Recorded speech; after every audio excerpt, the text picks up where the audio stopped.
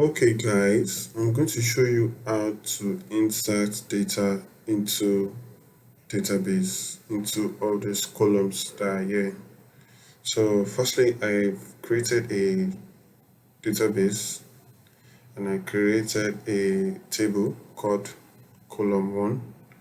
Then I want to insert into all the columns. So to do that, I will say insert into store 1, product name, product price, and product weight. Then I'll put in the values of color. Color is sold for 15 naira. And I'll put in 1.9 kg. Like that.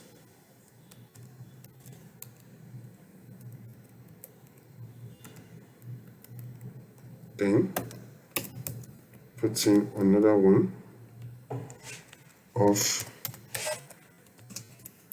fruits, 100 naira, 2.1 kg, 2.1 kg. Put in another information. Call this mango. Say 20. I'll say just put a random kilogram. Then I can click on go. So it has been inserted successfully. So I can click on my table name. So here I can see everything.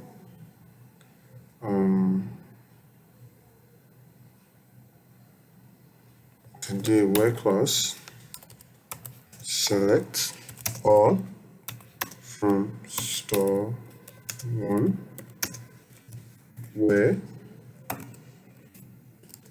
product price equals to 50.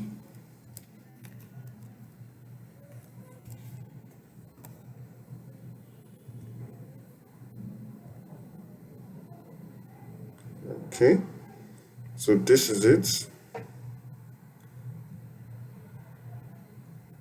50. I can use the or clause or 100. Can click on go. So it's going to bring this remaining two out like this. So guys, this is how to insert data into a database, and this is how to select. This is how to use the where clause in a database. You can select all data like this. Then this will bring out all the database, all the information in the database. If you like this video, please give it a like and subscribe. Thank you.